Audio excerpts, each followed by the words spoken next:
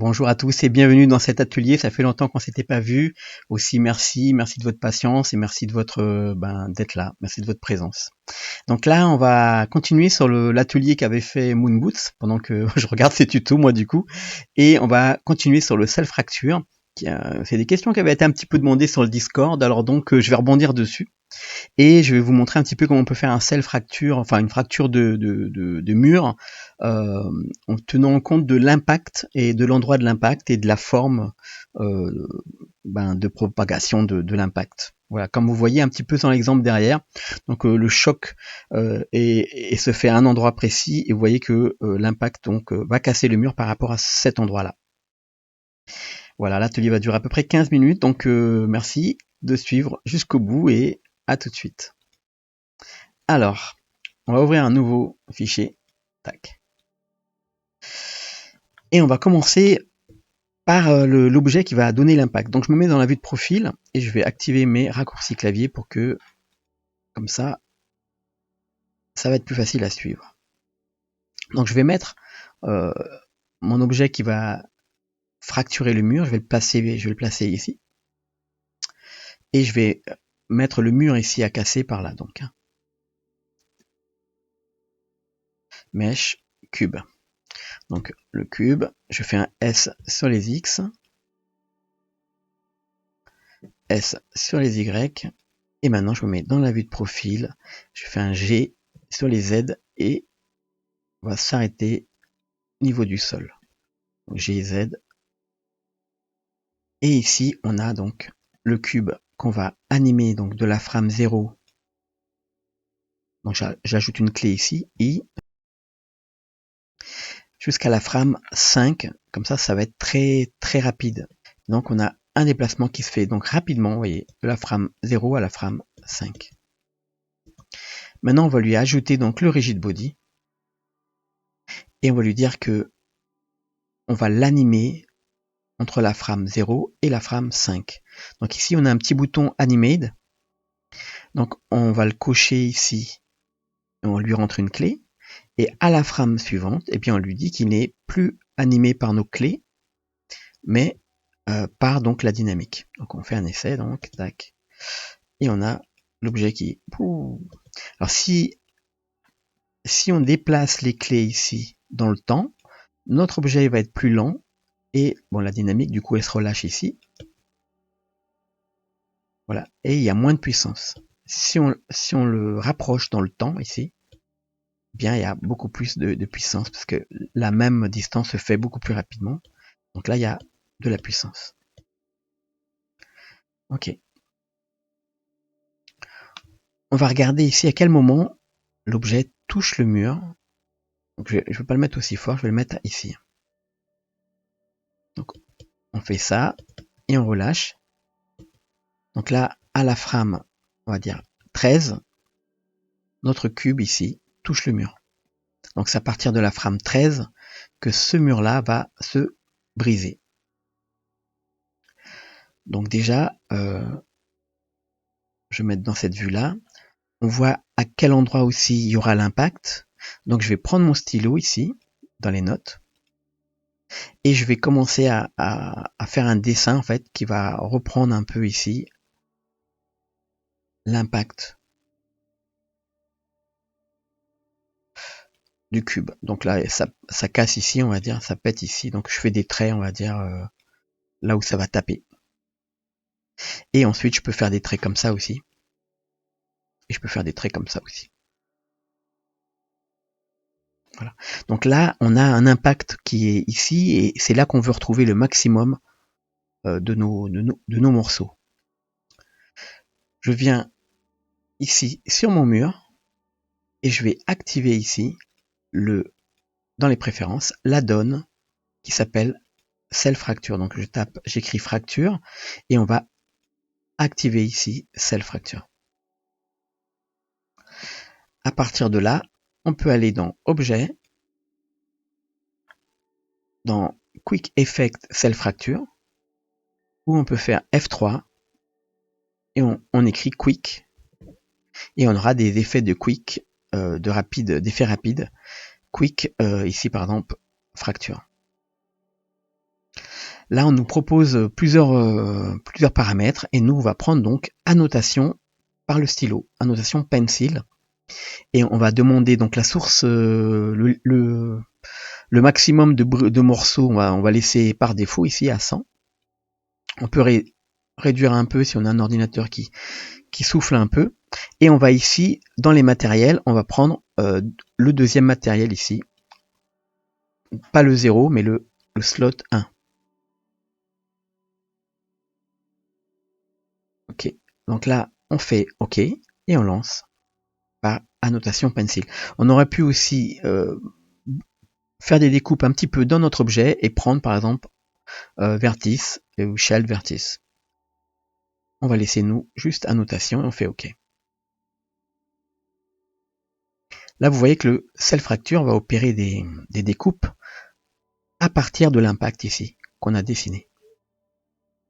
Je vais maintenant pouvoir enlever mes annotations ou les masquer.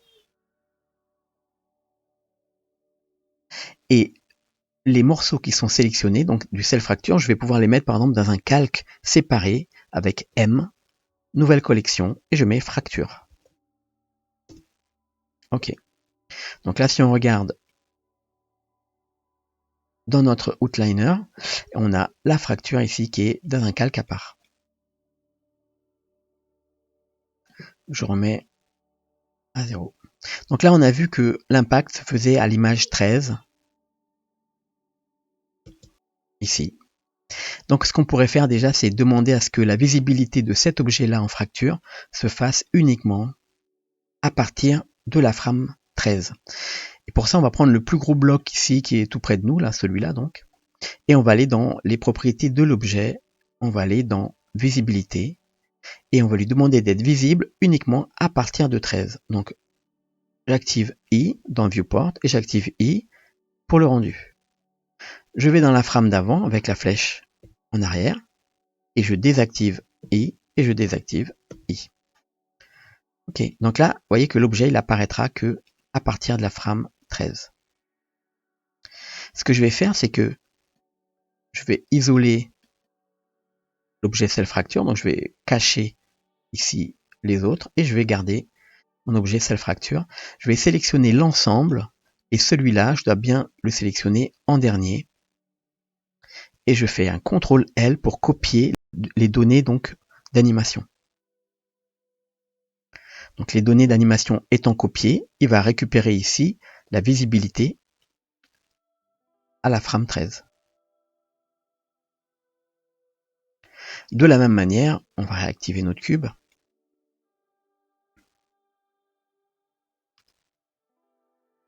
On va demander, c'est le cube 01, pardon.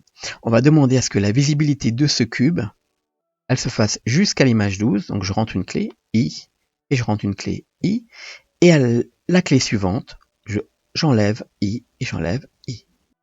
Ok, donc là on vient de paramétrer donc la visibilité de notre mur et la disparition du précédent. Et on va faire la même chose ici pour la physique de cette partie-là du mur. Donc là, je prends un bloc, toujours le plus proche de nous, la plus facile à sélectionner. Donc il n'apparaîtra pas avant, donc on est obligé de se mettre après la frame 15. Et ce bloc-là, je veux lui mettre un rigid body. Ce que je veux, c'est que la dynamique du rigid body commence à la frame ici 13. Donc je sélectionne cet objet et je vais lui demander à ce que la dynamique prenne effet à 13. Donc j'active ici une clé I, je vais à la clé d'avant et j'enlève la dynamique et j'active I. Ok.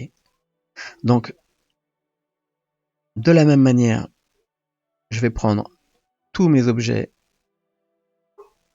et celui-là en dernier. Et là, cette fois-ci, pour copier non pas les datas, mais copier les paramètres de rigid body. Je vais dans Objet, rigid body, et je fais copier à partir de l'objet actif. Et je lance. Ok, donc il ne reste plus qu'à rajouter Shift A, un mesh plane, pour faire le sol. J'ai sur les Y ici. Et ce sol-là, on va également le paramétrer en rigid body. Cette fois-ci, cet objet n'est pas actif, mais c'est un objet qui est de type passif, c'est-à-dire qu'il peut recevoir des chocs, il peut recevoir des objets, des contacts, mais il ne va pas être déplaçable, au moins de l'animer. On lance l'animation et ça fonctionne. Par contre, ce qu'on va faire, c'est qu'on va demander à ce que le mur ici, au niveau des rigid body, il ait également une sensibilité, une réponse à la friction qui soit différente, donc qui soit qui ait plus de friction. Comme ça, il va rester un peu en place. Il va pas glisser au sol comme ça. Ok, donc on va le faire sur l'ensemble de nos morceaux. Donc celui-là et les autres. Donc là, je vais cacher pour l'instant. Le plane, je le mets dans cette bibliothèque. Et là, je vais faire la même chose que tout à l'heure. Donc je reprends tout, celui-là à la fin et dans Objet, dans Rigid Body, je vais copier à partir de l'actif. On va réactiver l'ensemble et on va maintenant ajouter un petit peu plus de poids à notre cube, le cube qui frappe ici. On va lui mettre un petit poids de 8 kg pour voir ce que ça donne. Ok. Et bien là, c'est déjà bien plus intéressant. On va paramétrer le début et la fin de l'animation sur 100. Et on regarde.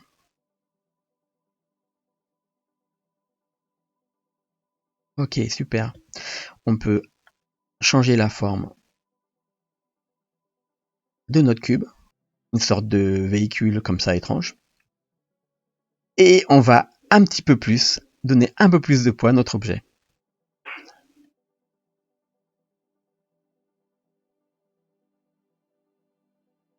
Oui, on n'avait pas paramétré nos matériaux, donc je vais mettre le premier matériel jaune.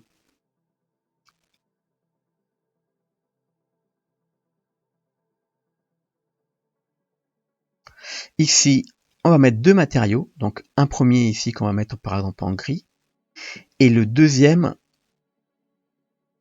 à l'intérieur, on va le mettre en gris clair. Et ce qu'on va faire, c'est qu'on va faire la même chose que tout à l'heure, c'est qu'on va prendre tous les objets. Alors on va se remettre à la frame 15. On va de nouveau 13, pardon.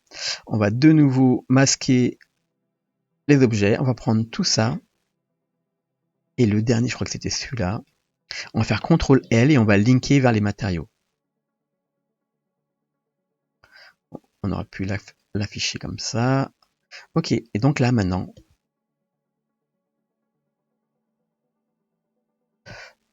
on peut tout réafficher et on a terminé notre animation. Vous pourrez rajouter une meilleure couleur et c'est pas mal.